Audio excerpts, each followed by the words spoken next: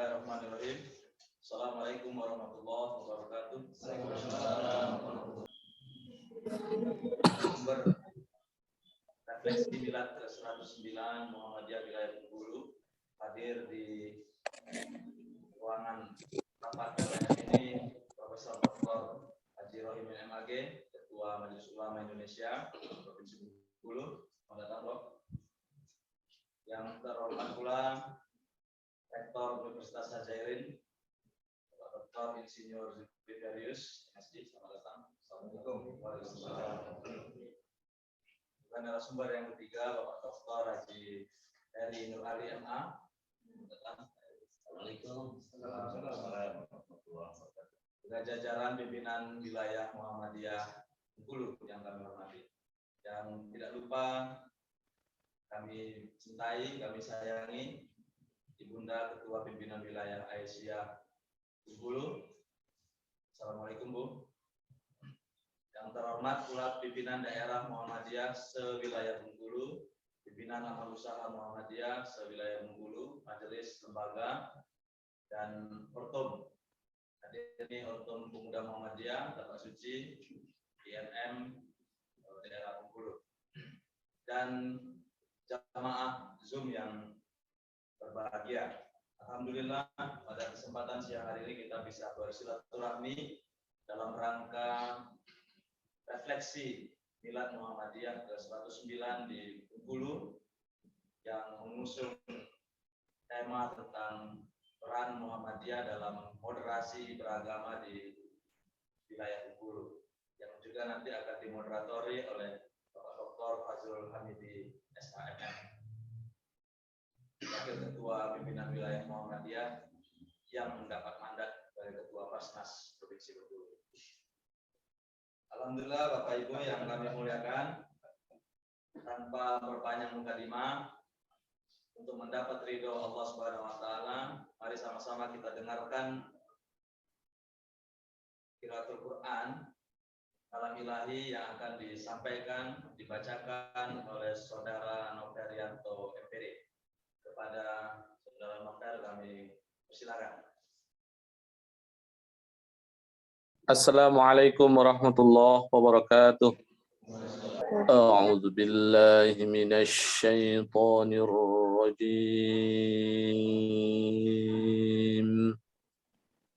Bismillahirrahmanirrahim.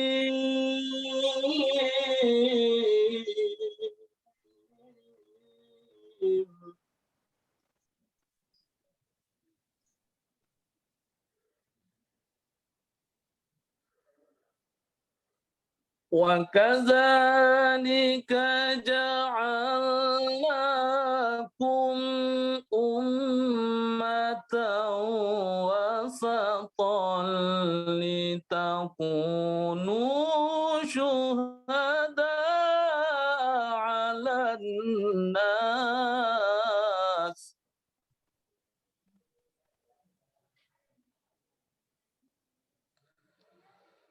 لِتَكُونُوا شُهَدَاءَ عَلَى النَّاسِ وَيَكُونَ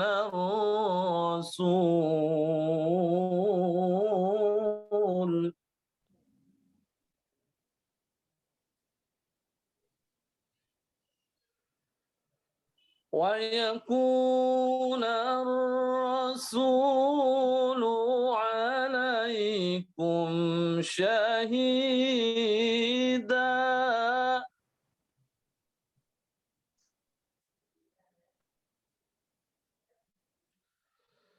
وَمَا جَعَلْنَا الْقِبْلَةَ الَّتِي كُنْتَ عَلَيْهَا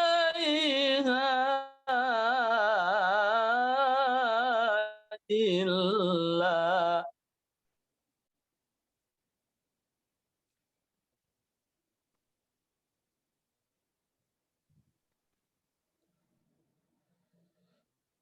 التي كنت عليها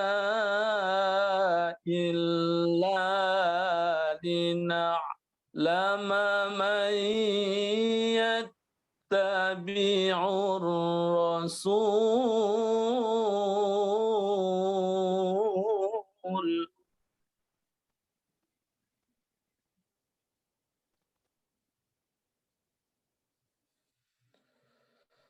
man yattabi'ur rasul mimman yanqalibu ala aqibaihi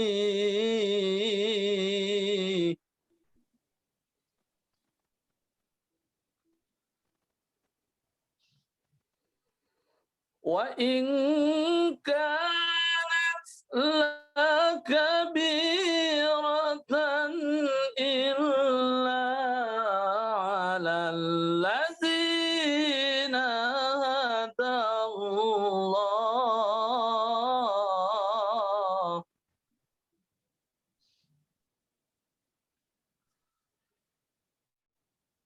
wa ma kana Allahu liyudhi'a imanakum inna Allaha bin-nasi laraufur rahim. Sadaqallahul azim. Assalamualaikum warahmatullahi wabarakatuh. Semoga kita yang dengar dan yang membaca mendapatkan hidayah dan rahmat Allah Subhanahu wa taala. Selanjutnya nyanyikan Mars Sang Surya.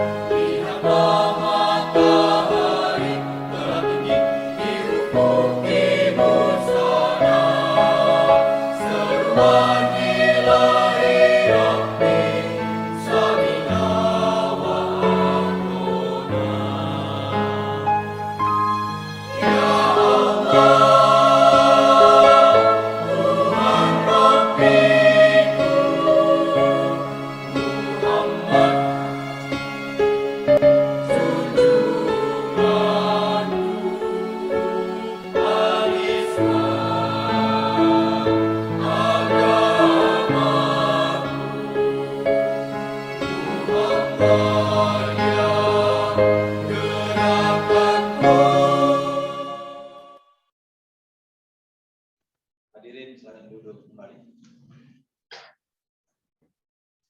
Baik Bapak Ibu yang kami hormati, selanjutnya kami mohon sambutan sekaligus membuka acara secara resmi kepada yang terhormat Ketua Pimpinan Wilayah Muhammadiyah Bengkulu, Pak Dr. Kiai Haji Saifullah MAG. Kami silakan.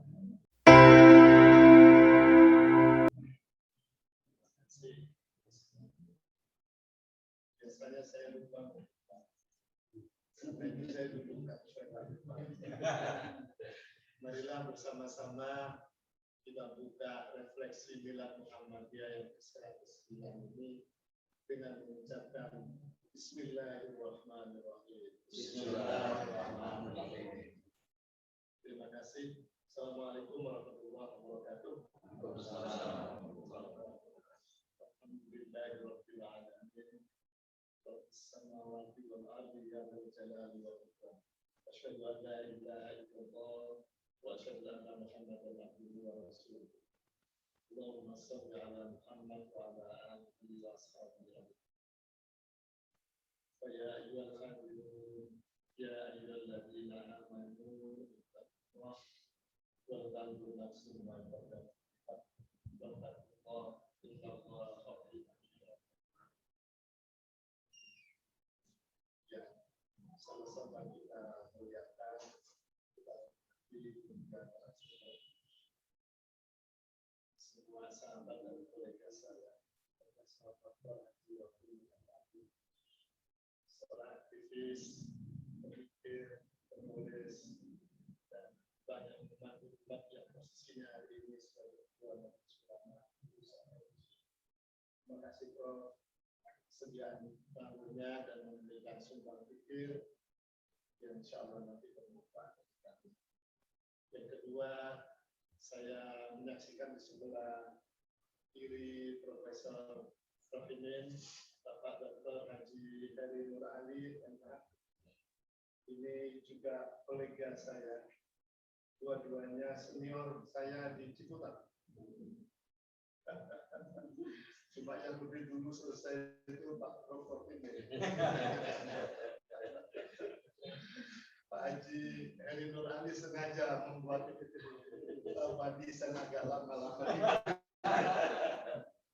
Karena saya tahu ada agenda besar yang beliau tulis tentang pendiri pondok pesantren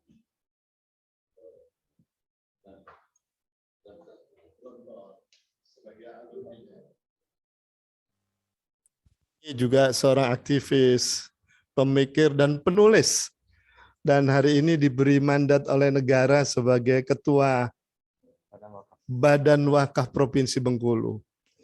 Belum saya menyebut ini aja sudah ngasih wakaf tadi ke Rejang Lebong ini sebagai hadiah ulang tahun Muhammadiyah ke-9. Terima kasih Pak Jerry.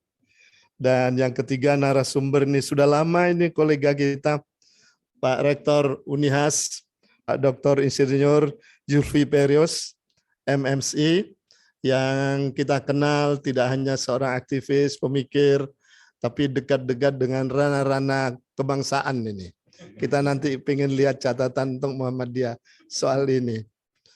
Begitu juga teman-teman dari PWM, ada Pak Dr. Fazlur, Pak Taufik, ada Pak Jo, dan ada Pak Amin yang di sebelah ruangan.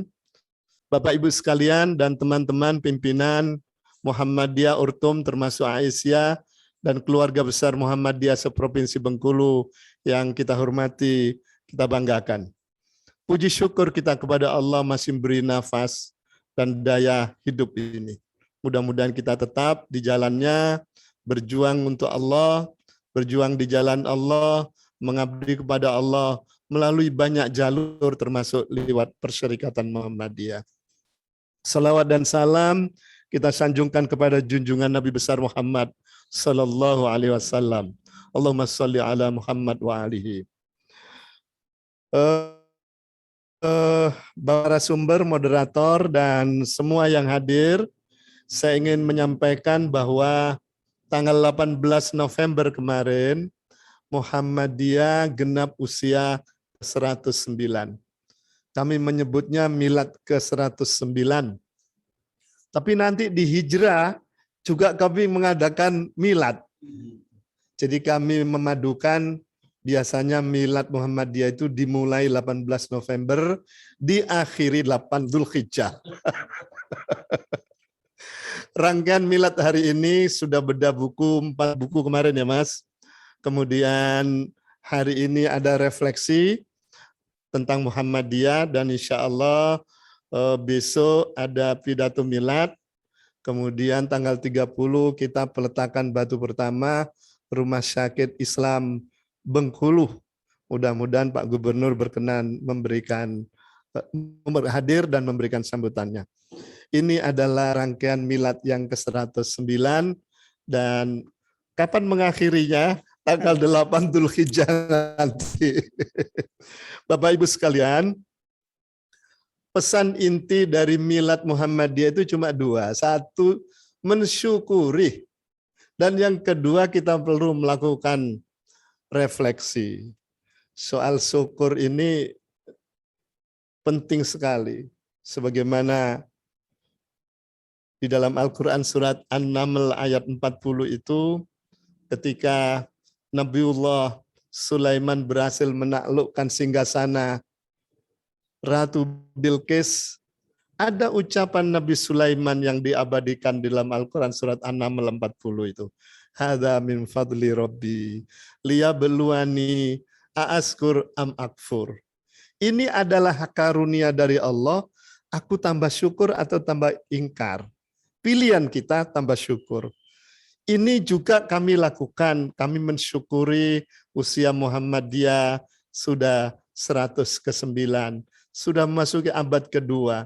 Dengan segala amal usahanya, semuanya sudah tahu. Hingga tahun 2001 kemarin, ketika Pak Haidar melakukan pidato refleksi, meresmikan 4 kegiatan penting. Yang pertama, Universitas Muhammadiyah Malaysia yang baru dibuka.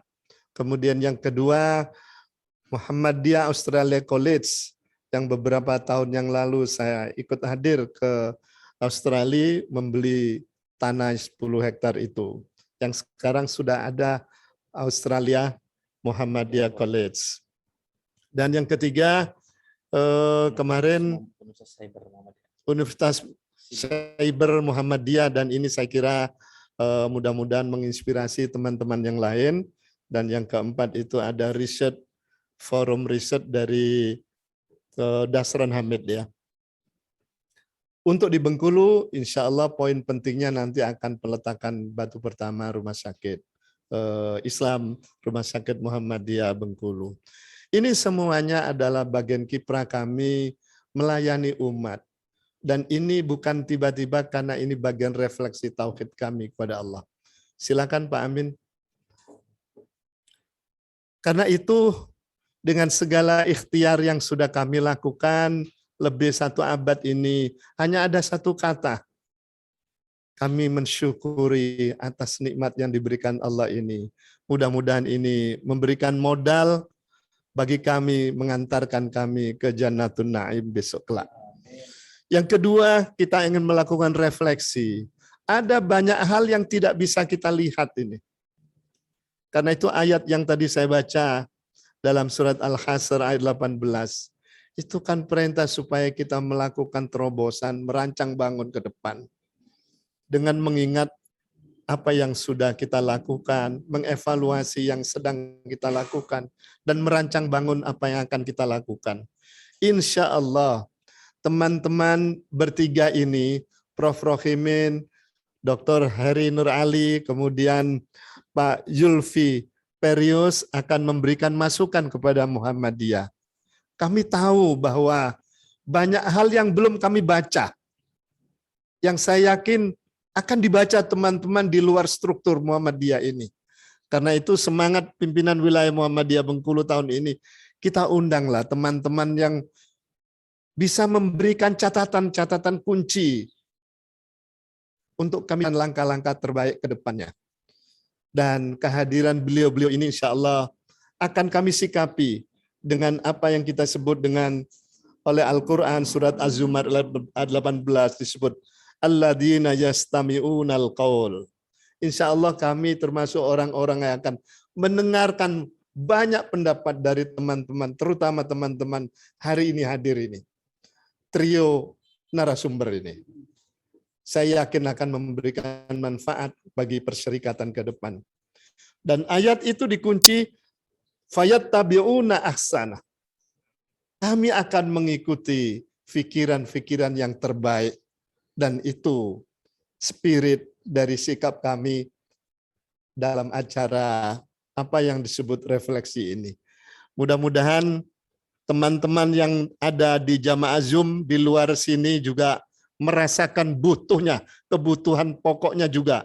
Ke depan ini banyak tantangan dan kita ingin mendengarkan masukan-masukan, catatan-catatan penting dari ketiga narasumber ini.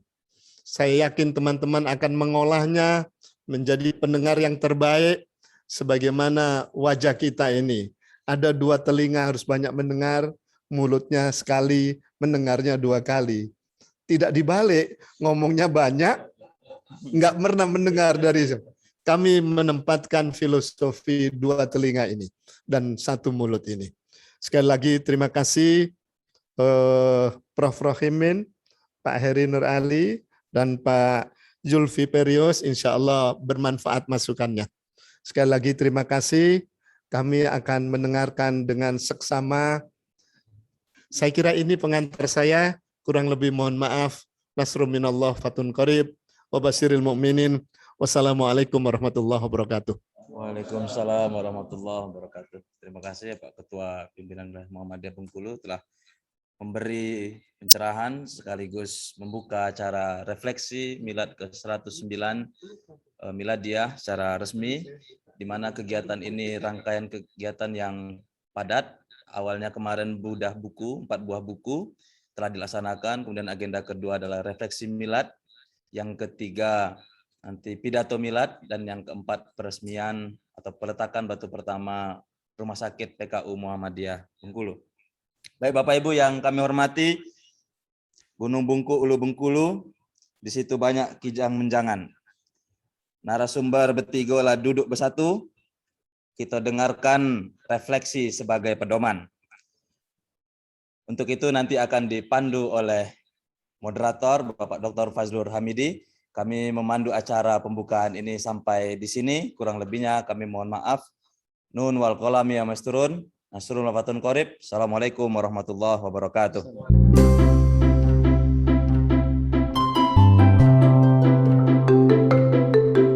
Assalamualaikum warahmatullahi wabarakatuh.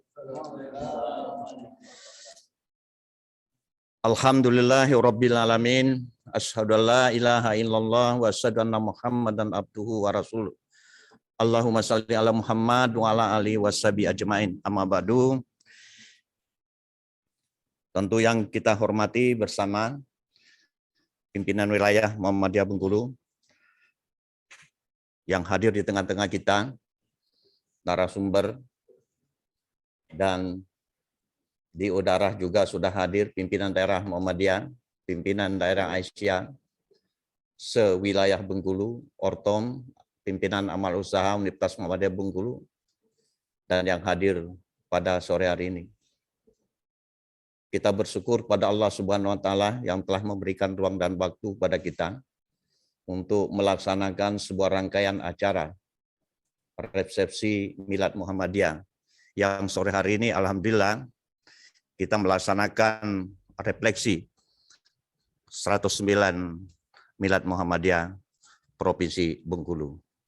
Di tengah-tengah kita hadir narasumber yang sudah dikenal oleh khalayak ramai, tokoh masyarakat, ya, tokoh agama, tokoh lintas agama, ya, yaitu Iyul Pipernius, ya, beliau adalah rektor Universitas Haizairin, ya.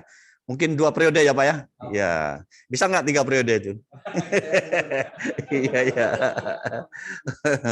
Beliau juga dikenal di Provinsi Bengkulu ya. Nah, saya selintas akan membacakan biodata beliau tadi. Prof ini agak ketinggalan ini. Saya lengkap membacakan tadi. Ya, Prof Dr. Haji Rohimin ya, MAG, yang dapat gelar baru dari saya yaitu Gus ya, yaitu lahir di Kemuja Bangka 31 Mei 1964, dosen UIN pasca sarjana Bengkulu ya. Terus Rais, tadi ini lupa saya, Rais Surya, pimpinan wilayah ya Nahdlatul Ulama wilayah Bengkulu ya Pak ya. Jabatan Direktur ya Nomor HP beliau, nomor WA 0816 392068, alamat Jalan Danau 7 RT 01 RW 01 nomor 1. Ya, Perondam Pak ya, Perondam ya. Panorama ya, Real Pendidikan Win Raden Patah Palembang ya, Win Jakarta dan Win Jakarta. S3-nya Win Jakarta. Ya. Ya, terus pesan mau dia terus berjuang dan lakukan tajdid. Alhamdulillah. Terus Pak Dr. Haji Heri Nur Ali MA ya, lahir di Karawang 20 Mei 59. Wah, tua beliau 1 tahun 1 bulan dengan saya ya. Ya, pekerjaan PNS, jabatan dosen ya Win Fatmawati, nomor WA 18 008 15 39 11 301, alamat Kebun Garan nomor 1 RT 0702 Bengkulu. Lewat pendidikan Unisbas 1486, IAIN Jakarta 92, Win Jakarta 2008. Terus narasumber kita yang ketiga, Yulpi Perius, ya, tanggal lahir Sawalunto, ya, tanggal 4 Juli 1965, wah masih muda ini. Pekerjaan dosen, jabatan rektor Unihas, nomor WA 0813 85 32 5577. Alamat Jalan Ayani nomor 1 Bengkulu. Ya, pendidikan Universitas Bung Hatta Padang, S2 IPB, S3 IPB, moto ilmu. Apa nih Pak? Ya. Ilmu amal ilmiah ya. Pesan Muhammadiyah terus berjuang dan tetap istiqomah. Ya. Baik, Bapak-bapak, Ibu-ibu, serta hadirin peserta jamaah refleksi 109 Muhammadiyah yang kami bangga, kami muliakan. Sebelum kita minta kepada narasumber untuk berbicara tentang perihal Muhammadiyah, refleksi 19 Muhammadiyah, ya khusus Muhammadiyah, pimpinan wilayah Muhammadiyah, Perserikatan Muhammadiyah di Provinsi Bengkulu, saya ingin menyampaikan sebagai preambel, sebagai referensi Bapak sekalian, bahwa Muhammadiyah sudah berkontribusi bagi bangsa, bahkan jauh sebelum kemerdekaan dengan mengemban tajdid untuk memajukan kehidupan dan bangsa dari penjajahan menuju merdeka, serta membangun pasca kemerdekaan. Tentu sebagai civil society, Muhammadiyah memiliki kekuatan, kemudian yang sangat kuat yang tidak hanya mampu menggerakkan perserikatan, tetapi juga memberikan kontribusi bagi keumatan, kebangsaan, dan kemanusiaan semesta. 109 tahun Muhammadiyah, usianya melampaui 1 abad, sebuah umur yang relatif panjang. Dinamisasi gerakan di mana-mana yang dilakukan oleh aktivis Muhammadiyah. Tadi sudah disampaikan oleh pimpinan wilayah. Berbagai dinamisasi gerakan itu sudah lahir, tapi tidak cukup dengan itu. Itu menjadi sebuah kekuatan Muhammadiyah. Tapi di balik itu masyarakat juga menilai ada sisi jeleknya. Kami ingin mengetahui tentang itu. Jadi kepada Bapak narasumber, ya itu sebagai preambel dari kami, silakan dibaca, dikoreksi, ya berharap kami bahwa apapun yang diberikan kami akan catat dengan tinta bas. Itu untuk Perserikatan Muhammadiyah khususnya di Provinsi Bengkulu. Kita mulai dari Gus Rohimin. Assalamualaikum warahmatullahi wabarakatuh. Alhamdulillahirabbil alamin. Wassalatu wassalamu ala asyrofil Sayyidina wa Maulana Muhammadin wa ala alihi wa sahbihi ajmain. Rabbi syrah li sadri wa yassir li amri wahlul 'uqdatam min lisani yafqahu qawli. Yang saya hormati Bapak moderator, Bapak narasumber, dan seluruh jajaran pengurus wilayah Muhammadiyah Provinsi Bengkulu. Adik-adik jajaran pengurus atau anak muda Muhammadiyah ya. Hadirin jamaah Zummiyah. Ini jamaah Zummiyah. Ya, rahimakumullah. Puji syukur kita sampaikan kepada Allah Subhanahu wa taala. Salawat dan salam kita doakan, kita sampaikan kepada Nabi kita Muhammad sallallahu alaihi wasallam. Bapak Ibu hadirin warga Muhammadiyah dimanapun berada, terutama yang ikut berpartisipasi dalam Zoom pada sore hari ini dalam rangka atau bagian dari kegiatan Milad Muhammadiyah yang ke-109. Usia 1 abad dan memasuki kedua, abad kedua, jadi sudah 11 dekade. Usia yang bukan muda lagi, sudah sepuh, namun tetap eksis organisasi Muhammadiyah yang ada di Indonesia dari 1912 ya, 1912, 18 November 1912 dan kemarin milad 18 November 2021. Ini usia yang sudah 11 dekade. Nah, pada hari ini kita bersama-sama merefleksi dari milad itu, atau bahasa lainnya mungkin kalau tadi Bapak Moderator menyebutnya, Ketua Wilayah menyebutnya adalah sebagai bentuk syukur atau muhasabah, ya, muhasabah refleksi di usia yang sudah lama dan memasuki abad kedua, dan mudah-mudahan organisasi Muhammadiyah tetap eksis, jaya, dan mendapat hati di masyarakat. Itu harapan kita. Bagi saya sebagai Rois Suriah NU, dengan mudah melihat kontras apa yang ada, yang terjadi di Nahdlatul Ulama dan juga yang terjadi di Muhammadiyah. Dan saya mengikuti pertumbuhan perkembangan itu lewat langganan Suara Muhammadiyah. Dan ini betul-betul langganan. Itu ada mereknya Rohimin. Sudah lebih dari untuk Bengkulu itu mungkin sudah lebih 3 tahun sudah dengan beliau ini, dengan beliau. Jadi mengikuti perkembangan Muhammadiyah itu melalui Suara Muhammadiyah. Nah, untuk refleksi pada hari ini, Muhammadiyah ya dalam konteks pola pikir ya. Pola pikir kalau NU itu kan agak berbelit-belit walaupun tujuannya sama. Jadi dengan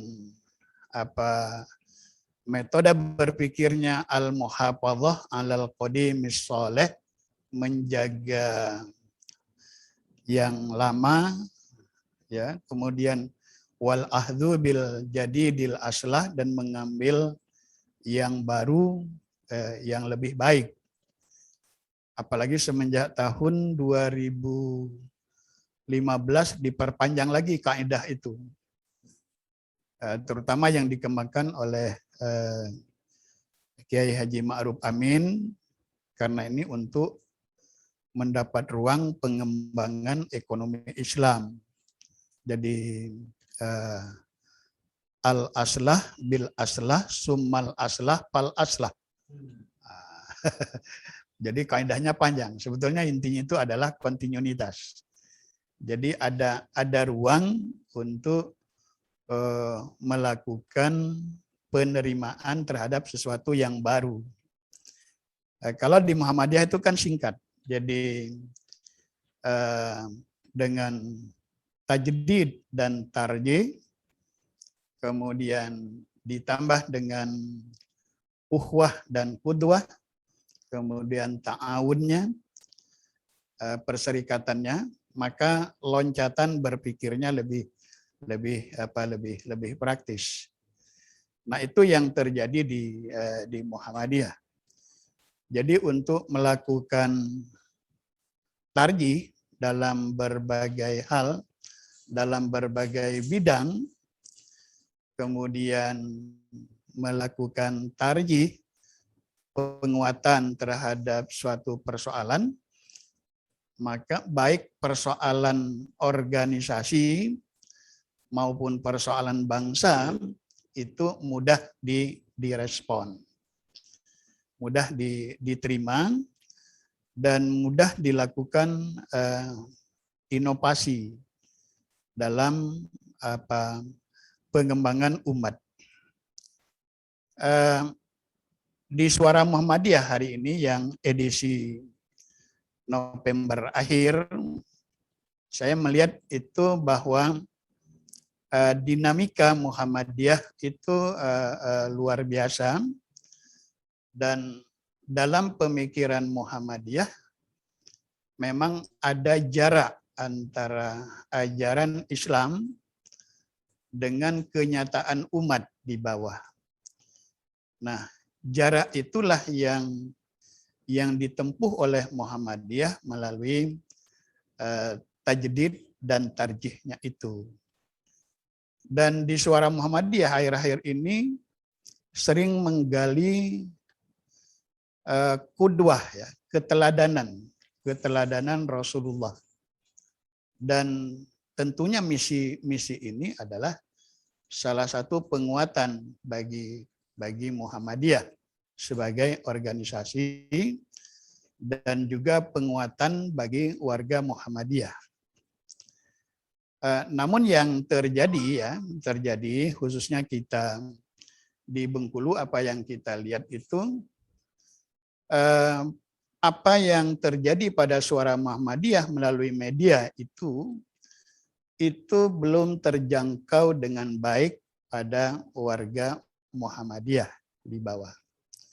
Jadi jarak itu cukup jauh, dan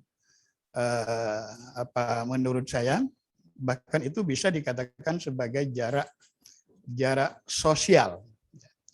Apa yang difikirkan oleh tokoh Muhammadiyah, pemikir Muhammadiyah, dan inovasi anak-anak Muhammadiyah melalui Suara Muhammadiyah itu belum tersentuh pada masyarakat, anggaplah masyarakat bawah, grassroots. Nah, inilah mungkin yang terjadi dari disertasi Mulkan, ya, disertasi Munir Mulkan tahun 1999 kalau tidak salah, disertasi itu dengan judul Islam Murni. Objek penelitiannya adalah masyarakat pedesaan, dan wilayah penelitian, lokus penelitiannya itu di Jawa Timur, ya. Jadi menimbulkan varian warga Muhammadiyah itu. Kalau tidak salah di dalam disertasi itu ada empat varian warga Muhammadiyah. Nah, dari 4 varian itu menggambarkan bahwa apa yang terjadi pada organisasi Muhammadiyah dengan tajdid dan tarjihnya itu belum tersentuh dengan baik pada warga Muhammadiyah. Dan ini sama yang terjadi pada NU sebetulnya. Jadi di NU itu apa yang disebut dengan aswaja pada tingkat organisasi, dan itu tidak diketahui dengan baik pada masyarakat pedesaan. Nah, jadi ya dalam konteks itu maka maka NU kemudian membuat madrasah kader NU. Jadi yang orang-orang yang bisa bergabung di NU itu mereka harus melalui madrasah kader NU itu, MKNU, dan itu baru 2 tahun terakhir ini. Jadi kalau kita lakukan survei pada warga Nahdien, apa itu aswaja, kemudian bagaimana itu aswaja, itu tidak dipahami dengan baik oleh warga Nahdien. Nah, ini persoalan kita di organisasi. Walaupun keduanya itu punya keistimewaan tersendiri, baik Muhammadiyah maupun NU. Nah, itu. Jadi saya mengambil mungkin sebagai contoh ya, apa yang disebut dengan kemuhammadiyahan di sekolah, kemudian di perguruan tinggi, itu belum ada penelitian bahwa sejauh mana pembelajaran kemuhammadiyahan di tingkat kalau nggak salah mulai di SMP ya, di SMP kemudian SMA itu menjadi doktrin dalam tanda petik pemikiran Muhammadiyah untuk menjadi warga Muhammadiyah yang baik. Nah, gitu. Jadi berapa banyak perguruan tinggi yang ada di Indonesia yang belajar di universitas-universitas Muhammadiyah, kemudian di situ ada mata kuliah atau ada mata pelajaran kemuhammadiyahan. Nah, itu belum tersentuh dengan baik. Nah, itu yang kita rasakan. Sama tadi seperti di NU juga. Nah, jadi kalau ada misalnya dari hasil penelitian Mulkan itu ada Muhammadiyah NU dan ada 3 varian lain. Nah, itu. Tetapi saya melihat perkembangan sejak hasil tanwir di Aceh ya, dengan istilah spirituality syariah itu. Spirituality syariah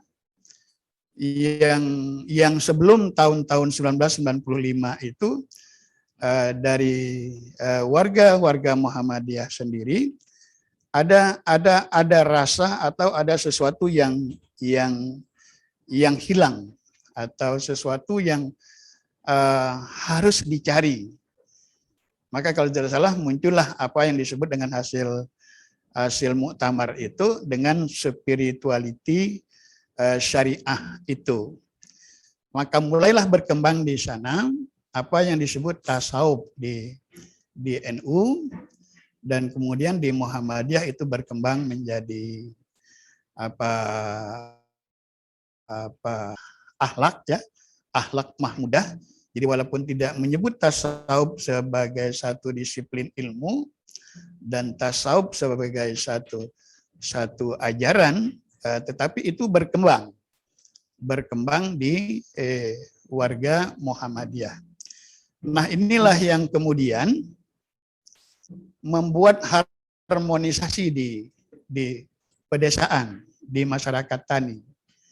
Jadi Muhammadiyah tidak lagi mempersoalkan apa yang dulu tidak digandrungi atau tidak diminati, tetapi kemudian warga-warga Muhammadiyah di masyarakat pedesaan akomodatif dengan apa yang berkembang di daerah itu. Walaupun bentuknya tidak menyebut tarekat atau kajian sofistik, Tetapi apa yang berkembang di masyarakat pedesaan itu, masyarakat tani itu diakomodasi oleh Muhammadiyah. Nah, inilah yang membuat baik NU maupun Muhammadiyah itu semakin dewasa dalam mengembangkan ajaran agama itu. Jadi perkembangan spirituality syariah pada Muhammadiyah sejak tahun 1995 dan sampai sekarang ini saya kira itu cukup signifikan. Jadi Muhammadiyah itu sudah menemukan right the track ya, apa istilahnya itu Pak Rektor? On the track. Jadi semakin menemukan jati dirinya itu.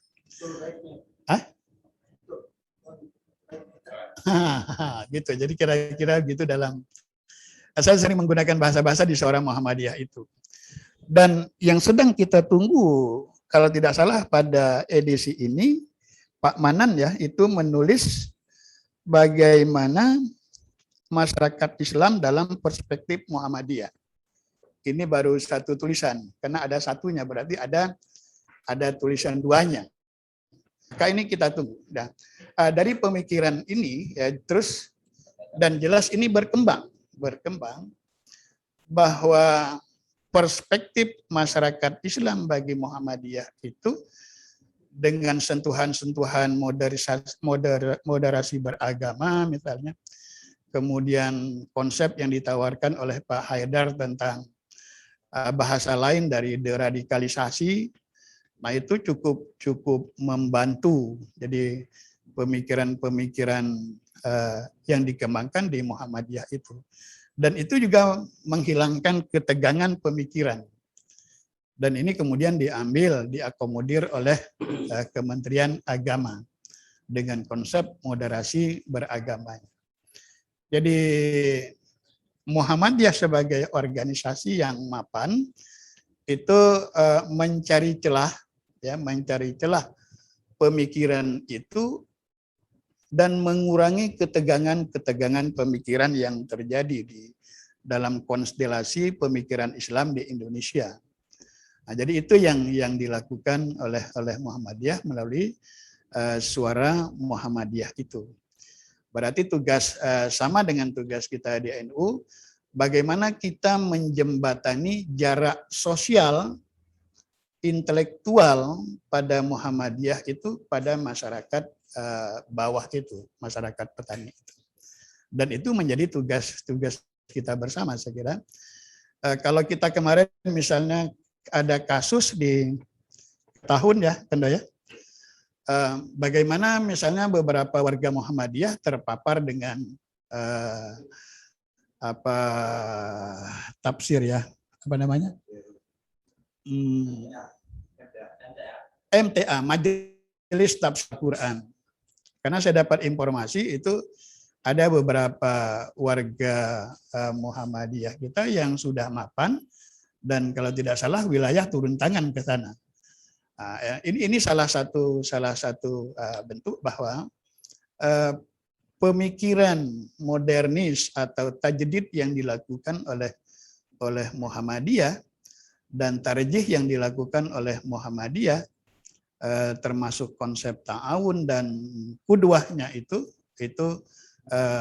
bagaimana sampai ke itu menjadi tugas kita bersama.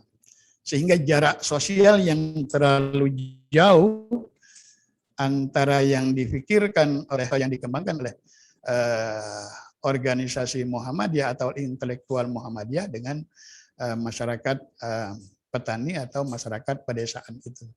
Nah, di situ menjadi PR kita. Termasuk tadi misalnya kalau andailah misalnya seluruh mahasiswa di Muhammadiyah itu dia konsisten dengan pelajaran kemuhammadiyahannya, kemudian mata kuliah kemuhammadiyahannya, betapa besar sumbangan keagamaan Muhammadiyah terhadap mahasiswa itu, yang kemudian dia menjadi warga Muhammadiyah. Nah itu. Dan ini juga saya katakan tadi terjadi apa yang disebut dengan aswaja pada NU itu. Nah, itu refleksi kita terhadap pemikiran keagamaannya Muhammadiyah itu. Dan dari hasil penelitian atau disertasi Pak melakukan itu tahun 1999 itu, kemudian dikomentari, diantarkan lagi di dalam bukunya itu oleh Konto Wijoyo. Nah, itu menjadi suntikan berharga bagi Muhammadiyah. Jadi dan juga ada varian itu bagi Muhammadiyah juga tidak menjadi persoalan, dan itulah bentuk akomodasi warga Muhammadiyah itu. Jadi yang dulunya misalnya masih kental dengan tesis pembaharuan Islam sinkretisnya, kemudian dengan tajdidnya itu concern fokus pada kalau dalam TBC ya, tahayul, kemudian bid'ah dan khurafat, itu tidak menjadi sensitivitas bagi Muhammadiyah. Dan warga Muhammadiyah itu menganggap bahwa itulah bentuk adaptasi perjalanan intelektual Muhammadiyah itu. Nah, itu yang hal yang positif. Jadi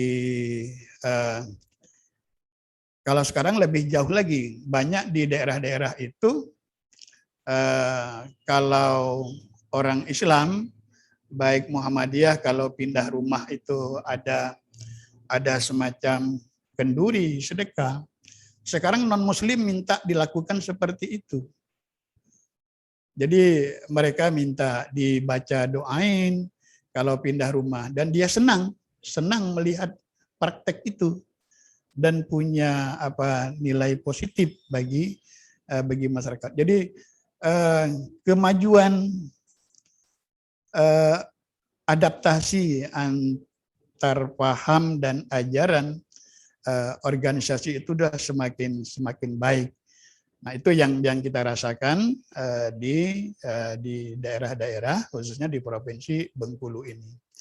Oleh karena itu juga menjadi tugas kita bersama untuk melakukan adaptasi itu. Jadi kalau dulu misalnya aneh kalau ada orang Muhammadiyah berwiridan, berdoa, berzikir.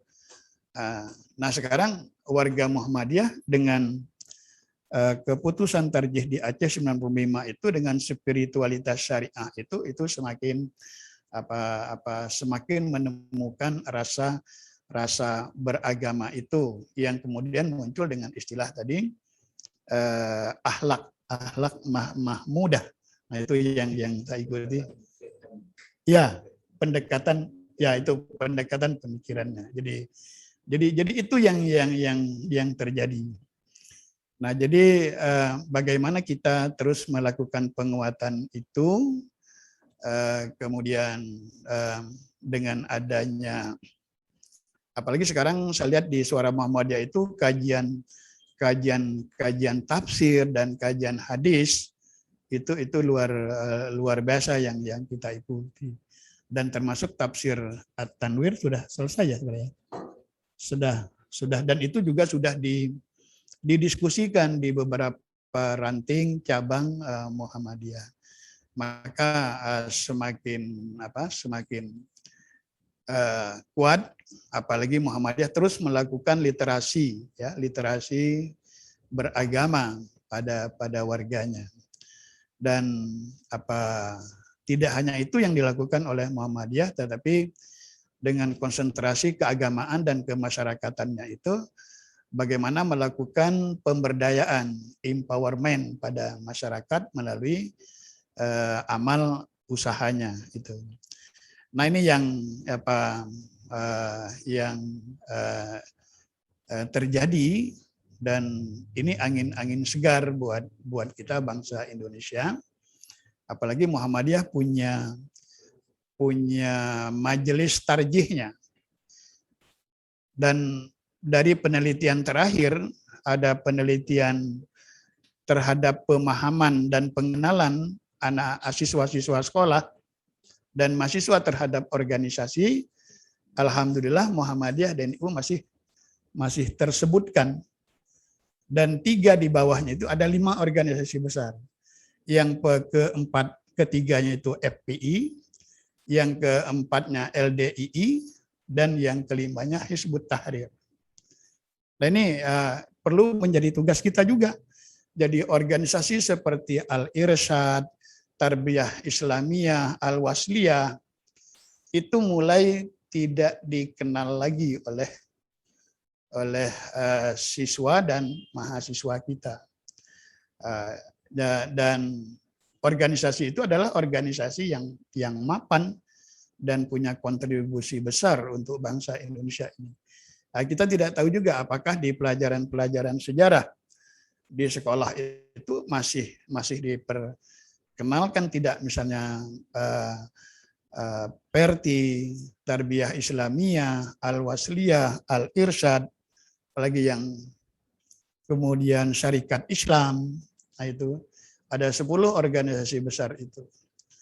Nah jadi ini menjadi prihatin juga bagi kita. Jadi organisasi yang sudah mapan bagi bangsa ini, tetapi anak-anak usia sekolah kita, mahasiswa kita itu tidak mengenal dengan baik, nah, gitu. Nah jadi organisasi-organisasi yang mapan itu adalah organisasi-organisasi yang punya majelis itu.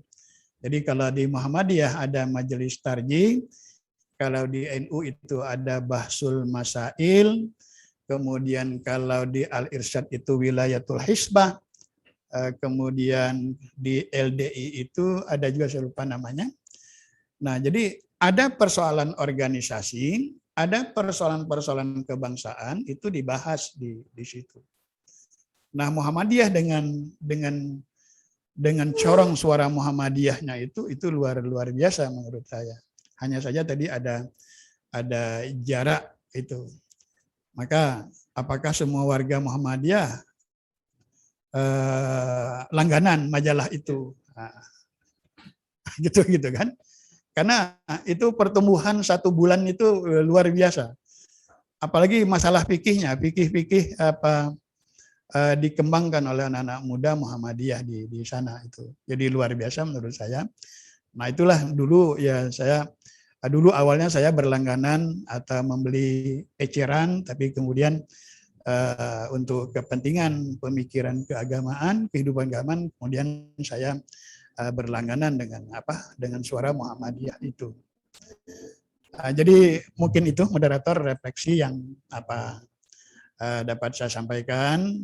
Ya, kalau ada hal-hal yang tidak pas nanti kita diskusi, kita dalami, dan saya mengucapkan selamat Milad Muhammadiyah ke 109, dan mudah-mudahan dengan milad ini semakin dewasa, semakin mapan dan mendapat hati di masyarakat, dan Muhammadiyah selalu eksis, dan kita bersyukur terutama di Provinsi Bengkulu bahwa gerakan-gerakan keagamaan, gerakan-gerakan kemasyarakatan yang dilakukan oleh Muhammadiyah itu luar biasa menurut saya, dan ini salah satu gerbong untuk memajukan kehidupan umat Islam dan kehidupan berbangsa ini. Terima kasih. Kurang lebih mohon maaf. Wassalamualaikum warahmatullahi wabarakatuh. Waalaikumsalam warahmatullahi wabarakatuh. Terima kasih, Prof. Ya, para peserta refleksi 109 Muhammadiyah wilayah Bengkulu yang masih bersama kita. Ya. Pak Prof, sebagai warga NU, beliau selalu mengikuti perkembangan Muhammadiyah. Ya. Tentu melalui media Suara Muhammadiyah. Ada garis merah yang beliau sampaikan tentang 109 Milad Muhammadiyah ini. Ya. Yang pertama tentu dinamika yang terjadi di Muhammadiyah, baik para pemikir, ya, lontaran-lontaran pemikir dari para tokoh-tokoh Muhammadiyah, para aktivis-aktivis Muhammadiyah, ya, dinamika itu tidak disambut baik dan tidak turun ke bawah. Artinya tidak sampai kepada grassroots. Maka ya rohnya Muhammadiyah itu belum tersambut baik di lapisan masyarakat bawah. Ini menjadi sebuah tantangan barangkali Muhammadiyah ke depan. Sebagai contoh, mata kuliah kemuhammadiyahan mulai dari semester 1 sampai semester 7 itu beberapa SKS ya. Banyak sekali SKS-nya itu. SKS-nya. Ditambah lagi mata pelajaran kemuhammadiyahan mulai dari TK sampai dengan SMA sudah diajarkan, dikenalkan ya, mata pelajaran Muhammadiyah itu. Tapi apakah lahir tokoh-tokoh Muhammadiyah dan mampu menyerap ajaran, bukan ajaran tapi Persih Muhammadiyah. Apa yang disampaikan oleh Gus Rohimin saya meyakini betul itu benar. Dan ini menjadi PR bagi kita, terkhusus pimpinan wilayah Muhammadiyah. Ya, selanjutnya ya narasumber kita Pak Dr. Haji Heri Nur Ali untuk memberikan refleksi 109 ya Milad Muhammadiyah. Silakan Pak Dokter. Assalamualaikum warahmatullahi wabarakatuh. Alhamdulillah wa syukrulillah wa la hawla wa la quwwata illa billah. Asyhadu an la ilaha illallah wahdahu la syarikalah wa asyhadu anna Muhammadan abduhu wa rasuluh. Allahumma salli wa sallim ala abdika wa rasulika Muhammad wa ala alihi wa sahbihi wa mawalah, amma ba'd. Yang terhormat Bapak Ketua PWM, kolega kami, sahabat. Biasa dulu main pingpong, kalau ketemu beliau di Pasar Sarjana main pingpong lawannya. Masya Allah, alhamdulillah. Pak Buya Dr. Saifullah, Insya Allah. Yang terhormat Buya atau Kiai ya. Kalau di Jawa ya Kiai ya. Yang Muhammadiyah juga di Jawa Kiai. Di Sumatera Buya ya. Di Sumatera Buya namanya tidak terpengaruh oleh Muhammadiyah atau NU-nya. Tapi daerah ya, daerah. Baik. Yang terhormat Profesor Rohimin, Masya Allah, beliau wawasannya luas, dan oleh sebab itu beliau juga memangku di banyak posisi tentang keumatan ini, dan sama-sama saya juga di Pasca Sarjana Win Fatmawati.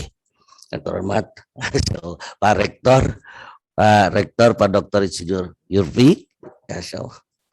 Ini saya dengar beliau mendirikan UMS ya, pendiri UMS, Universitas Muhammadiyah Sukabumi. Masya Allah. Beliau Pak Rektor Unihas, alhamdulillah, dan bapak-bapak sekalian, insyaallah semuanya adik-adik yang sama-sama dimuliakan oleh Allah Subhanahu wa taala. Saya kira tadi sudah luas sekali yang disampaikan oleh Prof. Rohimin. Ada beberapa hal yang mungkin saya menjadi sorotan saya. Tadi kalau Pak Ketua PWM minta kami narasumber ini untuk membaca Muhammadiyah. Justru kalau saya Pak mampu membaca ini karena belajar dari bagaimana Muhammadiyah membaca situasi, kondisi pada awalnya. Jadi Muhammadiyah memang lahir dengan melihat situasi kondisi yang ada. Situasi dan kondisi yang ada. Ada kondisi masyarakat, kondisi hubungannya dengan waktu itu kolonial Belanda. Saya melihat satu contoh saja. Satu contoh dengan membawa pertanyaan mengapa di NU subur pesantren, mengapa di Muhammadiyah subur sistem persekolahan. Nah, nampaknya ini dari membacanya. Dari membacanya. Yang dibaca oleh Muhammadiyah di masa awal, gelombang persekolahan yang diperkenalkan oleh kolonial Belanda ternyata membuat prihatin para kiai, para tokoh. Karena apa? Sekolah-sekolah itu tidak mengajarkan pendidikan agama. Tidak mengajarkan pendidikan agama. Mau jadi apa ini bangsa ini? Kira-kira demikian. Menjadi apa? Maka kemudian muncul di samping mulo, kok ada mulo Met the Quran. Samping HIS kok ada Muhammadiyah mendirikan HIS Met the Quran. Istilah sekarang kalau ada SMP Islam. SMP terpadu lah kali ya. Mungkin cikal bakal juga itu. Kalau ada SMA sekolah-sekolah pakai Met the Quran. Nampaknya demikian, dan ini kemudian disuarakan sampai ketika bangsa kita merumuskan sistem pendidikan kita yang mau seperti apa.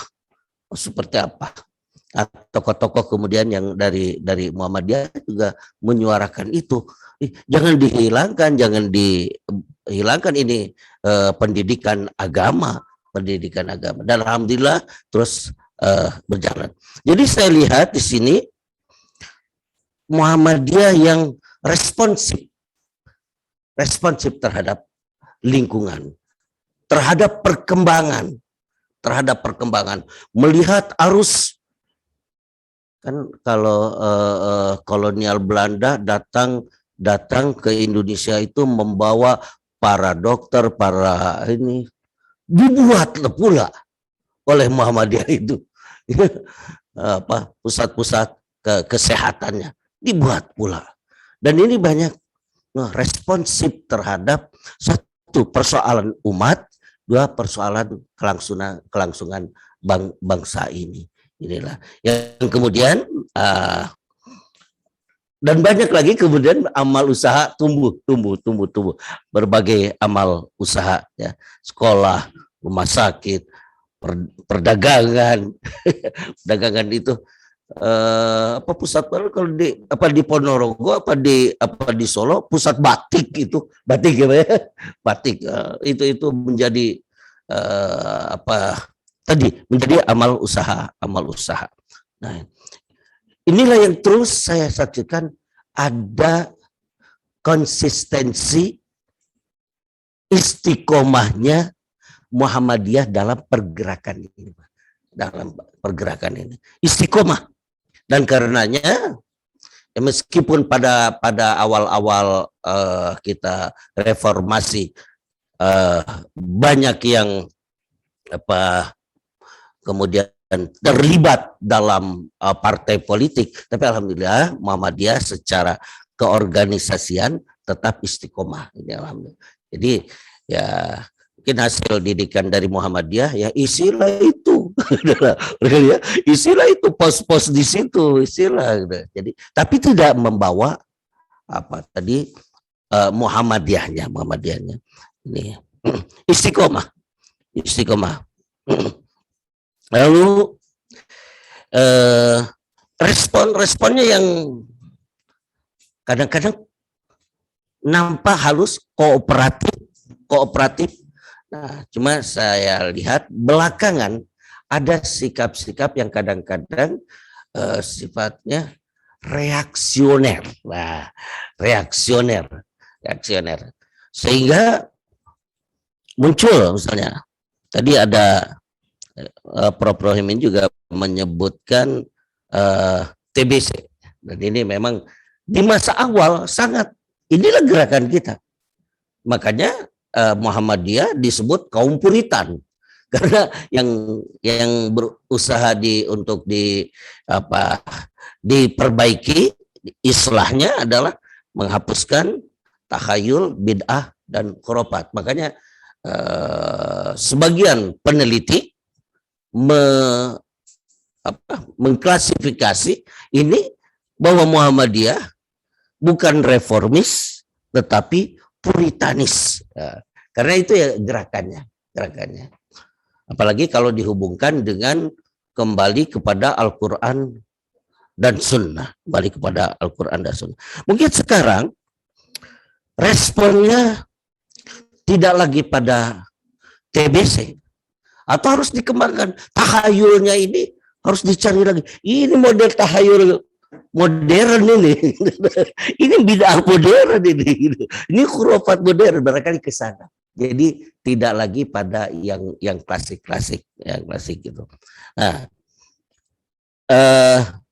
barangkali juga karena gerakan yang seperti ini, tadi kalau Pak Rohim, saya sependapat di tingkat elit pimpinan kaum intelektual itu sudah tidak ada lagi yang ya artinya lebih kooperatif, lebih kepada spiritualitas, tetapi di grassroots ini sangat nampak.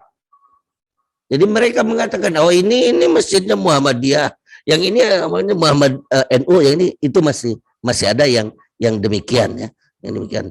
Sehingga saya kira kemudian Muhammadiyah saya lihat tampak kurang populis. Mengapa? Saya kira bukan berhadapan dengan organisasi-organisasi, dan memang Muhammadiyah tidak pernah berhadapan dengan organisasi-organisasi, tapi bahwa amaliyah Indonesia itu ya seperti seperti yang terjadi pada di beberapa organisasi, sehingga ketika masuk yang ini, nah masyarakat menaruh kecurigaan, itu kurang saya katakan kurang populis. Nah, sehingga apa yang muncul kemudian di grassroots ini, citra Muhammadiyah itu tidak kunut. Muhammadiyah tidak kunut. Muhammadiyah tidak berzikir. Muhammadiyah tidak pakai sayyidina. Itulah itu yang muncul. Nah, sehingga muncul, lah ini kok Muhammadiyah seperti madhab. Jadinya menjadi seperti madhab. Nah, padahal yang mesti kita gali mungkin pokok kembali kepada Alkitab dan As-Sunnah. Kalau saya melihat di pengajian-pengajian, nah, itu kalau ada yang bertanya, Pak, apa ayatnya? Dalilnya apa, Pak? Ayatnya apa? Hadisnya apa, Pak? Hadisnya apa? Saya bilang, ini ajaran Muhammadiyah. Meskipun dia bukan warga Muhammadiyah, ini ajaran Muhammadiyah. Selalu, karena tadi yang disampaikan juga oleh Prof, gagasan pokok kembali kepada Al-Quran dan Sunnah itu memang ada juga melekat. Cuma ketika yang rinciannya kok menjadi persoalan kunut, persoalan tidak kunut, tidak berzikir, dan kemudian Sayyidina ini kembali kepada masa-masa awal abad 20. Ini insya Allah 3 tahun lagi kita sudah 1 abad, ini Muhammadiyah 1 abad umurnya. 3 tahun lagi. Iya. Iya, sudah melampaui ya. 10-1 melampaui ya. Jadi apa namanya tadi? Sudah masa lalu ini. Diskusi masa lalu. Dulu kan persoalan Sayyidina luar biasa. Yang asalnya itu dari orang Arab, antara Arab Alawi dengan Arab ini, masuklah ke ke organisasi-organisasi yang lain, ikut-ikutan pula membicarakan persoalan Sayyidina. Padahal itu awalnya adalah politis antara Arab Alawi dengan yang non Alawi itu. Nah, selanjutnya saya juga melihat, nah ini kaderisasi. Kalau dulu saya baca-baca itu Pak, di sejarah-sejarahnya dulu Muhammadiyah mengkadar para mubalik, mengkadar para ulama, dikirim ke sana, dikirim ke situ. Saya kira Pak, termasuk Pak Jalal ya, termasuk Pak Jalal adalah kader yang dikirim ke, iya Pak ya, dari Jogja ya Pak ya, termasuk, dan itu banyak yang dikirim. Nah barangkali kita ke depan mungkin ini yang bisa menjadi jadi perhatian kita untuk membentuk kader-kader ini, membentuk kader apa, untuk menyampaikan tabligh menyampaikan dakwah. Sebetulnya ada ya kita ini ada majelis dakwahnya juga, tablighnya, majelis tablighnya ada. Makanya itu kader ulama. Saya ingat Pak Kiai Fanani, kakeknya Prof. Husnan Bey, sampai ke Pagar Alam, konsul HB Muhammadiyah untuk Sumatera bagian selatan itu, Pak Fanani. Nah ini Bapak-bapak sekalian, kemudian barangkali ini juga yang nampak oleh saya, sehingga kurang terasa Muhammadiyah di tingkat sampai ke pedesaan, banyak yang terlewat, Nah, ini saya tidak membandingkan dengan yang lain ini banyak, tapi sama dengan tarbiyah Islamiyah dulu. Ada dua organisasi yang besar di sini, ya Muhammadiyah dan Tarbiyah Islamiyah, ini dua. Dengan tokohnya Pak Jalal tadi, dan untuk Tarbiyah Islamiyah mertua. Jadi dua ini sejalan. Maka dulu tuh Pak Jalal bilang sama mertua, tolonglah anak Buya itu suruh belajar di Muhammadiyah. Itulah belajar Kak Zakiyah itu di Kebun Ros. Di Kebun Ros. Alumni Kebun Ros. Iya, di Kebun Ros di situ. Betul. Pak Ridwan waktu itu ya. Kata Pak Ridwan mana di. Ya. Jadi kurang populis ke tingkat-tingkat yang bawah. Untuk apa? Bukan tadi istilahnya. Sebetulnya meskipun Muhammadiyah sendiri punya, itu selalu didengungkan fastabiqul khairat, tapi bukan untuk bersaing dengan organisasi, tetapi khairatnya ini, dan itu tadi menjadi tugas dari dakwah tadi ya, tabligh tadi. Saya kira ini catatan kecil dari saya, semoga bermanfaat. Ini siapa nih? Insider atau inside outsider? Tapi orang yang cinta biasanya mengkritik yang dicintainya ya Pak ya. Itulah. Baik. Terima kasih. Assalamualaikum warahmatullahi wabarakatuh. Kalau pengurus BPA pasti. Ya, terima kasih Pak Dr. Haji Ari Nur Ali yang telah membaca situasi Muhammadiyah ya belakangan ini dan ke depan. Ya, beliau sudah menyampaikan beberapa ya pujian gitu ya. Muhammadiyah lahir karena membaca situasi. Pada awal berdirinya, ya Muhammadiyah membuka pendidikan, lembaga pendidikan, karena menganggap pendidikan kolonial itu tidak menyentuh ajaran-ajaran agama. Begitu juga Muhammadiyah juga membaca, ya, banyak sekali kolonial itu membawa dari negara sana ya tenaga-tenaga kesehatan, maka Muhammadiyah juga membentuk yang namanya majelis kesehatan. Begitu juga ada peluang untuk membentuk yang namanya majelis sosial dan sebagainya. Itu situasi pada saat mulai berdirinya Muhammadiyah. Nah, ada catatan garis merah yang disampaikan oleh beliau bahwa Muhammadiyah ya tidak terlalu populis ya, terutama di grassroots, karena ya ini barangkali program kerja baik dari pimpinan pusat dan pimpinan wilayah dan pimpinan daerah dan cabang belum ya menyentuh masyarakat ya pinggiran, masyarakat grassroots tadi.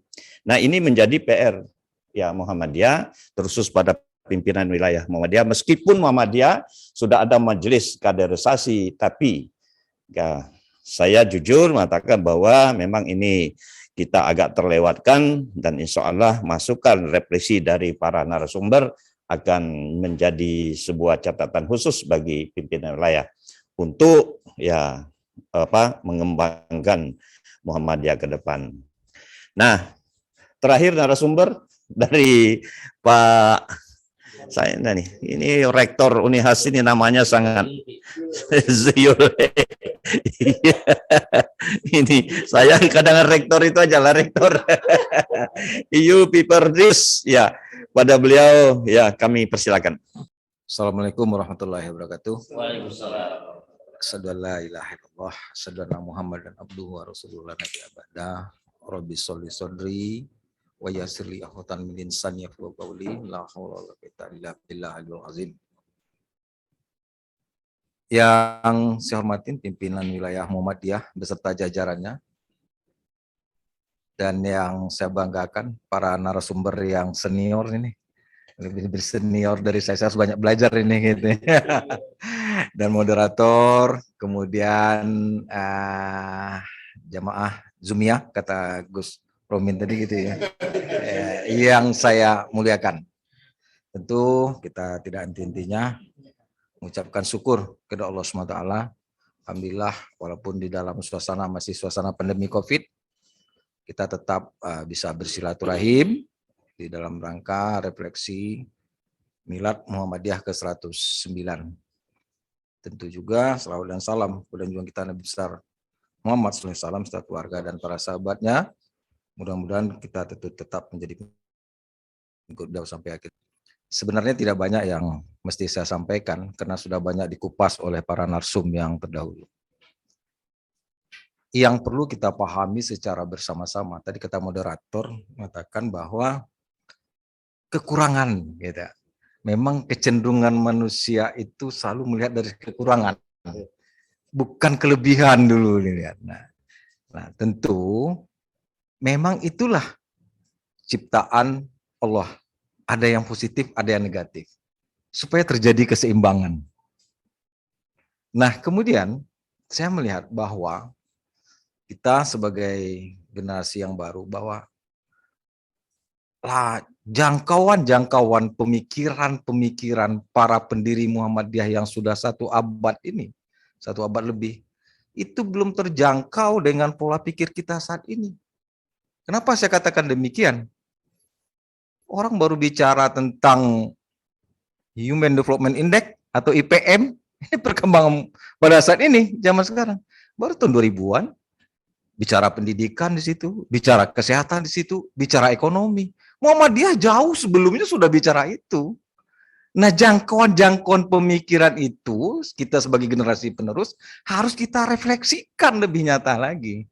Ini bentuk sumbangsih pemikiran dan action kita di lapangan, seharusnya begitu. Dan saya tadi merasa, alhamdulillah, syukurillah, apalagi tadi disampaikan oleh Pak Ketua PWM, bahwa nanti pada acara milad kita, acara puncak, ada peresmian rumah sakit Islam. Ini kan sudah suatu refleksi yang luar biasa yang dilakukan oleh kawan-kawan kita, oleh pengurus wilayah Muhammadiyah. Dan keberadaan saya di sini kadang-kadang rasanya rasa pulang kampung ya gitu ya.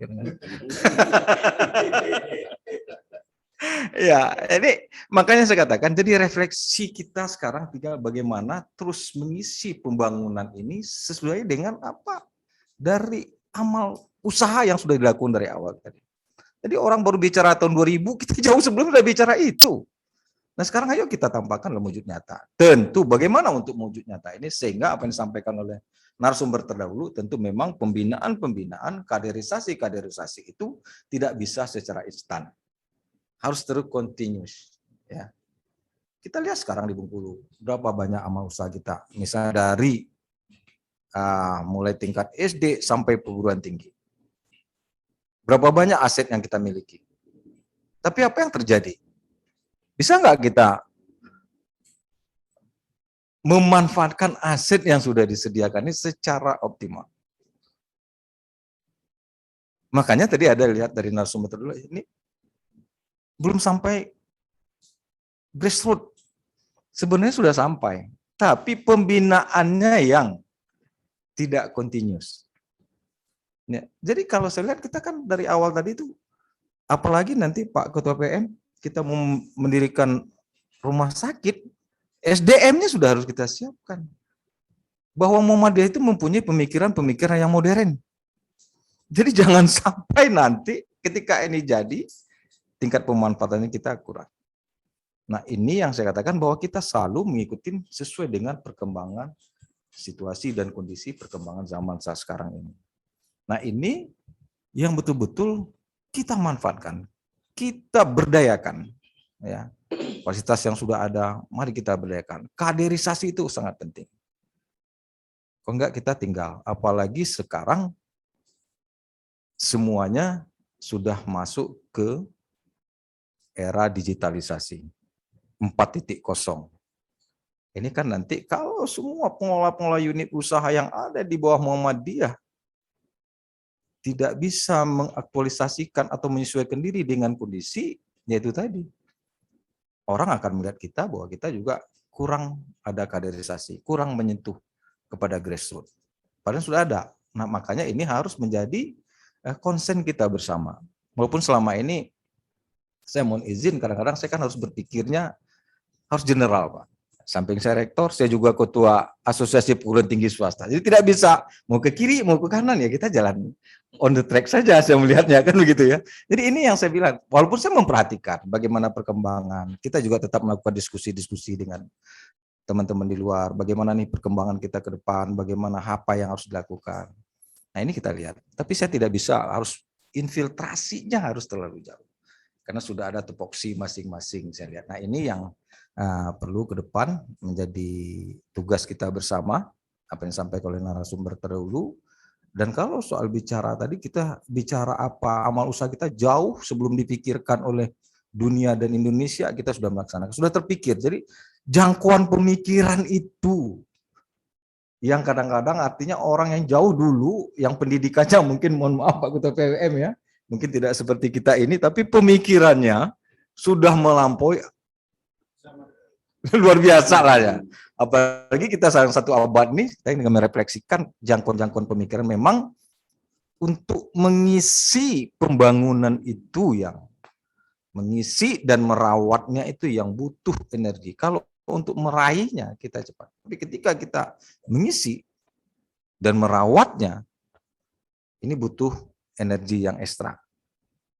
Jadi dengan pemikiran-pemikiran Muhammadiyah yang modern, nah ini harus kita refleksikan betul-betul sebagai generasi-generasi Muhammadiyah ke depan, sehingga apa yang disampaikan oleh narasumber terdahulu itu menjadi masukan-masukan atau menjadikan suplemen bagi kita. Kita seperti bagaimana pidatonya Ketua Umum di acara milad, bahwa kebersamaan dan kesolidaridasan itu harus, itu salah satu poinnya saya lihat, itu harus kita tanamkan. Kebersamaan dan kesolid, gimana kita harus solid. Jangan sampai misalnya sama nanti kita saling. Kalau soal berbeda pendapat, itu hal yang biasa. Justru itu membuat kita makin kuat. Tapi kalau kita sependapat saja, ya jadinya adem.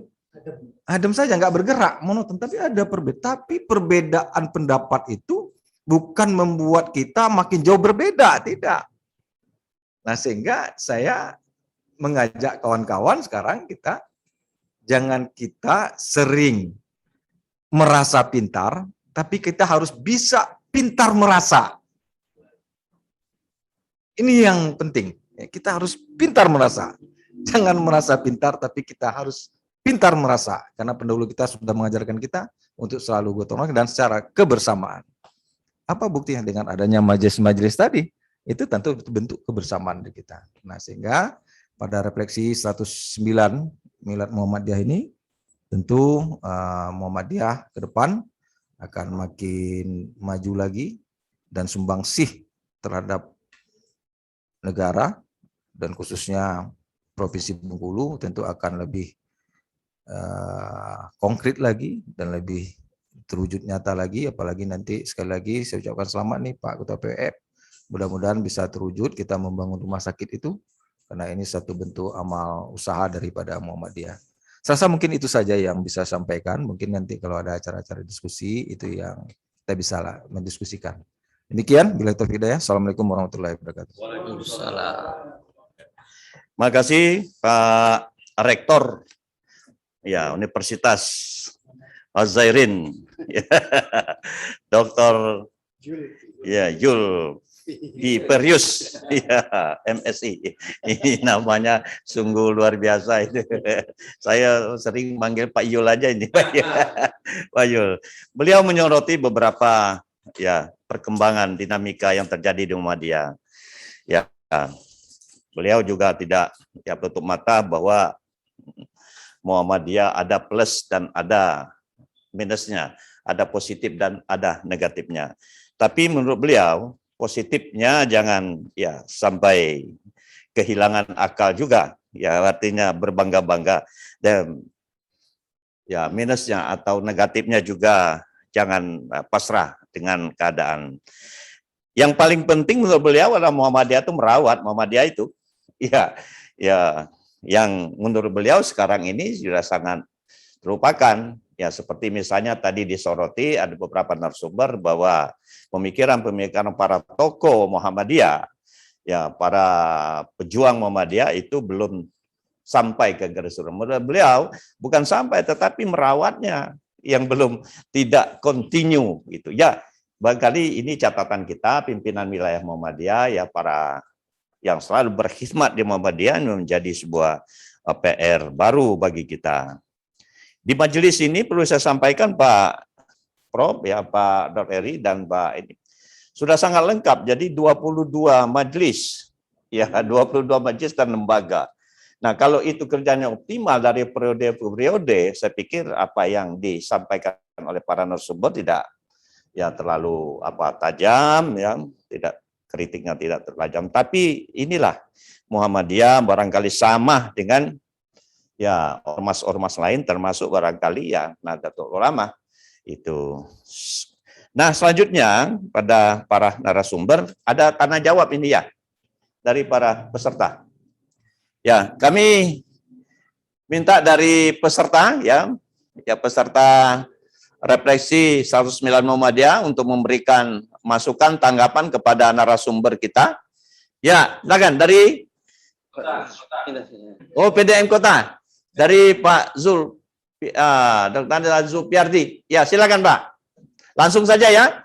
Ke mana? Ke Prof, ke Pak Eri, Dr. Hedi, atau kepada Prof Yul?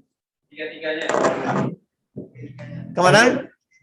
Oh, ketiga-tiganya. Boleh, ya. Duduk poin aja ya, jangan terlalu panjang, Pak. Assalamualaikum warahmatullahi wabarakatuh.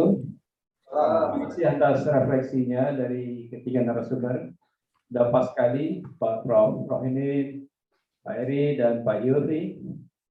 Dan dari ketiga itu kita melihat bahwa dari posisi positif kita akui bahwa Muhammadiyah itu sudah membuktikan keberadaannya di masyarakat dan untuk kepentingan bangsa ini.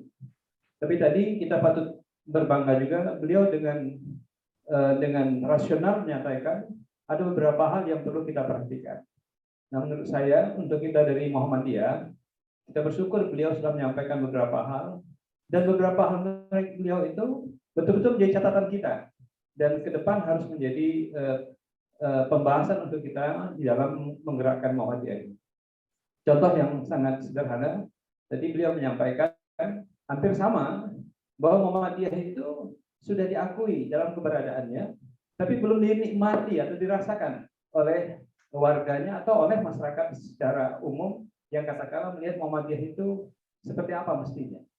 Oleh itu dalam sekali ini terima kasih banyak. Mudah-mudahan satu saja, mudah-mudahan ke depan kolaborasi ini penting. Jadi Muhammadiyah tidak hanya berpikir di dalam konteks dirinya saja, tapi Muhammadiyah juga akan mengikutsertakan. Seperti dari Pak Rektor menyampaikan bahwa ternyata beliau juga sebenarnya sudah melihat banyak tentang Muhammadiyah. Apalagi tadi Pak Prof. Rahimi sudah membaca Suara Muhammadiyah. Artinya kita ke depan mari untuk selalu mengajak kawan-kawan kita ini bukan hanya dalam refleksi, tapi juga pemikiran-pemikiran untuk kepentingan kita ke depan. Satu saja, Muhammadiyah itu akan membuktikan sesuatu dengan kebersamaannya. Artinya bukan dengan sendiri-sendiri. Jadi artinya kolaborasi ini penting selalu dikembangkan untuk kepentingan kita bersama. Saya rasa itu, terima kasih banyak. Mohon maaf. Assalamualaikum warahmatullahi wabarakatuh. Ya, Assalamualaikum warahmatullahi wabarakatuh. Langsung saja, Prof. Pertanyaannya saya kurang ini. yang jelas beliau mengatakan bahwa kebersamaan penting, ya. Ya, untuk kolaborasi gerakan barangkali itu beliau mengharapkan kepada kita semua, termasuk dari NU, dari ormas-ormas lain. Silakan, Prof. Ya, baik. Terima kasih. Ini dari kota ya tadi ya. Ya, baik. Memang kalau kita berbicara Muhammadiyah itu ya sangat luas sekali. Jadi tadi belum muncul misalnya bagaimana diskusi kita tentang persentuhan pergumulan Muhammadiyah dengan politik. Walaupun Muhammadiyah itu tidak menyatakan organisasi politik, kemudian partai politik, dan persentuhan itu terjadi. Oleh karena itu dinamika pasang surut, kadang-kadang ya harmonis dengan kekuasaan pemerintah, ada kalanya disharmonis, dan dinamika itu bisa diikuti oleh Muhammadiyah. Ya sama juga dengan Nahdlatul Ulama. Jadi terkait dengan kolaborasi, saya kira dengan keterbukaan Muhammadiyah dalam pemikiran, ya, dengan konsep tajdid dan tarjihnya itu, maka ruang untuk berkolaborasi itu semakin terbuka. Jadi kalau dulu misalnya bahwa Muhammadiyah itu masih dianggap fenomena perkotaan, ya, elit kota. Nah inilah yang mungkin menjadi tugas kita bersama dengan varian warga NU yang ada di pedesaan itu atau di masyarakat tani itu. Nah itu yang saya katakan tadi bahwa kolaborasi pemikiran dan praktek keagamaan itu sudah terjalin, sudah berjalan dengan baik, dan kita sudah terbuka, sama-sama terbuka, sehingga tidak ada jarak antar organisasi dalam pemikiran keagamaan itu. Jadi saya kira apa yang diusulkan oleh teman kita dari cabang kota itu ya. Oh iya yang daerah. Jadi luar biasa saya kira kolaborasi itu, dan ini yang kita lakukan tanpa terkonsep melalui Majelis Ulama Indonesia. Jadi apa yang terjadi di organisasi besar, pemikiran-pemikiran yang terjadi, maka kita rumuskan di MUI itu untuk melakukan penyamaan persepsi dan melakukan gerakan. Jadi itu tanpa terkonsep secara organisatoris, tetapi kita berjalan secara kultural. Nah kita 2 periode ini melihat bagaimana ibu-ibu masing-masing organisasi di perkotaan itu berkolaborasi dalam berbagai kegiatannya. Dan itu menurut saya sudah sangat sangat bahasanya, sudah sangat baik sekali. Jadi semua wanita di beberapa organisasi dan mereka dapat berkolaborasi menjalankan program-program itu, saling mengisi dan saling meretas dan membuka jalan untuk kegiatan-kegiatan keagamaan itu. Nah, mungkin itu respon saya. Terima kasih, Prof, yang telah menjawab ya apa yang disampaikan tanggapan dari Pak Ketua Pimpinan Daerah Muhammadiyah.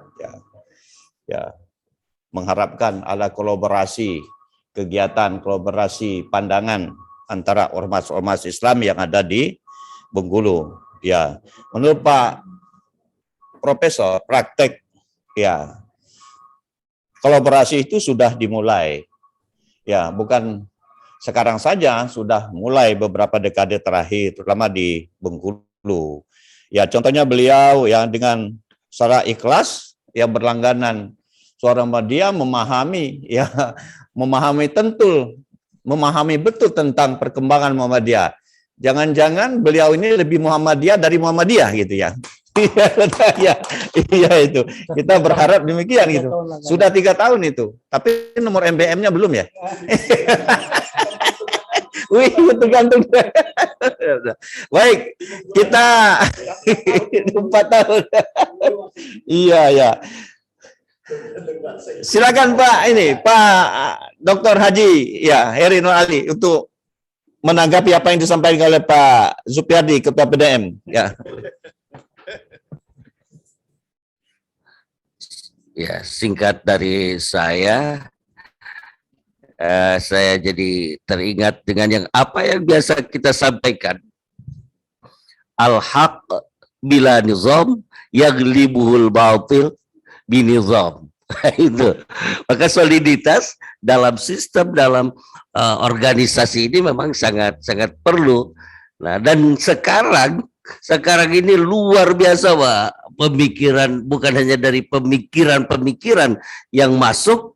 Nah, ini kan memerlukan, mungkin kalaupun nanti di kaderisasi itu materinya akan lebih canggih lagi karena menghadapi berbagai tadi pemikiran dan tantangan itu. Nah, benar sekali apa yang oleh Pak disampaikan Pak Zupiardi tadi. Kita sangat perlu untuk menjaga soliditas, kemudian bergerak bersama, namanya pergerakan ini, karena tantangan makin dahsyat zaman sekarang ini. Saya kira itu tambahan. Ya. Sekaligus langsung aja Pak Yul. Terima kasih Ketua PDM Kota Bengkulu. Tentu bahwa kita selalu mewarnai ya kebersamaan itu karena kita sangat paham sebenarnya sholat berjamaah itu kan pahalanya lebih daripada sholat sendiri. Itu saja filosofi kita sebenarnya. Sehingga kalau kita mau itu kita implementasikan. Ayo mari kita sama-sama. Ayo mari kita berjamaah. Terima kasih Pak Ketua PDM. Assalamualaikum. Baik Bapak Ibu, ya peserta refleksi Milad Muhammadiyah ke-109 yang kami hormati, yang ada 2 narasumber yang sudah menyampaikan, Prof sudah selesai dan Pak Dr. Heri dan Pak Yul ya menyampaikan ya perlu kolaborasi kebersamaan itu, apalagi kita dihadapkan kepada tantangan yang luar biasa menghadapi globalisasi. Antara ormas-ormas Islam perlu berkolaborasi dalam banyak hal. Terus ya, menurut Rektor Universitas Al-Azhar, yang paling penting itu implementasi, ya, apapun bentuknya. Dengan implementasi program, ya, menyapa masyarakat, terutama masyarakat pedesaan, ya, dengan begitu program ormas kita, baik Muhammadiyah, NU, dan sebagainya, itu akan terwujud. Barangkali satu lagi, kalau ada. Izin Pak. Ya. Ya. Assalamualaikum warahmatullahi wabarakatuh. Waalaikumsalam. Oh, ini dari UMB. Ya. Yang saya hormati Ayahanda Ketua, Bapak-bapak narasumber, Bapak moderator dan Bapak Ibu peserta Zoom meeting. Sebagiannya sudah saya sampaikan di chat room dan juga ada di WhatsApp ya. Saya mungkin Bapak-bapak sedikit menanggapi dari yang disampaikan Pak Rektor Unihas tentang digitalisasi, artinya AUM harus akrab dengan digital. Saya sangat sependapat dan berharap ke depan memang AUM kita itu nantinya lebih akrab dan lebih melek teknologi informasi, baik dalam hal pembelajaran maupun dalam hal publikasi atau promosinya, sehingga kebutuhan informasi masyarakat tentang Muhammadiyah itu betul-betul terpenuhi, Bapak-bapak. Kalau dari pantauan saya sementara ini, ketika kita ingin mengakses informasi terkait amal usaha di bidang pendidikan, itu jumlahnya sangat terbatas. Kebetulan saya 2 minggu ini roadshow dengan Pak Hari Witriyono ke beberapa SMK, dan kemarin juga diminta oleh 2 SMK Muhammadiyah, insya Allah nanti disempatkan diagendakan. Jadi memang kita kalah jumlah informasi yang tampil di publik, Pak, sehingga perlu support dari kita semua, khususnya MPI dan Majelis Dikdasmen, untuk bisa mendorong AUM di bidang pendidikan agar lebih melek lagi atau lebih memberdayakan teknologi informasi baik dalam pembelajarannya maupun dalam promosi atau sosialisasi pada masyarakat. Karena kita sadar saat ini masyarakat sudah lebih akrab dan bahkan menjadikan Android sebagai salah satu teknologi informasi dekat, bahkan setiap saat berada di jari mereka. Hingga ini adalah peluang untuk kita, sehingga kita bisa ke depan diharapkan bisa memanfaatkan momentum ini sebaik-baiknya. Barangkali mungkin itu Bapak Ibu, kurang lebihnya saya mohon maaf. Assalamualaikum warahmatullahi wabarakatuh. Waalaikumsalam warahmatullahi wabarakatuh. Ini tanggapan ya, masukan harapan dari salah satu dosen Universitas Muhammadiyah Bengkulu, ya Pak Dandi, ya Pak Dandi, ya dosen Fakultas Teknik, ya Universitas Muhammadiyah Bengkulu. Ini menjadi sebuah harapan beliau ya. Memang sekarang ini ya kita tidak bisa mengelak sudah ya keniscayaan bahwa ya proyek digital itu ya itu menjadi sebuah ya komoditas dan menjadi kebutuhan kita terkhusus di dunia pendidikan. Barangkali Pak Rektor untuk ya bisa menanggapi. Sebenarnya bukan harus saya menanggapi, karena ada ketua pengurus harian kita. Ini kan kebutuhan, Mas. Saya tapi ada ketua pengurus harian ya, ada Pak Amin. Ini kan namanya kan suara dari bawah, artinya kebutuhan kawan-kawan supaya kita jangan tertinggal ya. Karena mau tidak mau kita sudah masuk ke dunia itu sekarang. Yang 4.0 tidak lama lagi, society 5.0. 4.0 saja kita belum langkah, belepotan, apalagi 5.0. Tapi semua tentu harus kita siapkan. Jadi mau tidak mau, suka tidak suka, kita tidak bisa lari dengan itu. Nah, mungkin lebih lengkapnya Pak Ketua Harian nih, Pak Amin ya rasanya.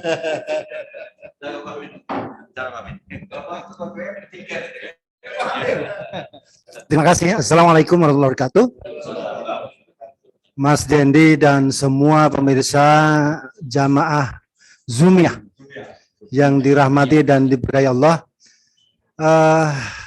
Sebenarnya para pendiri Muhammadiyah, pemikir pendahulu itu sangat visioner, bahwa tidak pernah kita bayangkan kalau kemudian sekarang kita harus ramah dan beradaptasi dengan revolusi 4.0. Luar biasa. Demikian juga di dimensi yang lain, Pak Dahlan, Kiai Haji Ahmad Dahlan, dulu tidak pernah belajar public policy atau kebijakan publik. Tapi konsep publik sudah diterapkan. Bukan PKU, Pusat Kesehatan Umat, tapi pusat kesehatan umum. Penolong kesehatan umum yang saya garis bawahi umumnya itu. Umum itu bukan pemerintah only, bukan sebagian kecil masyarakat, tapi masyarakat dalam arti yang luas.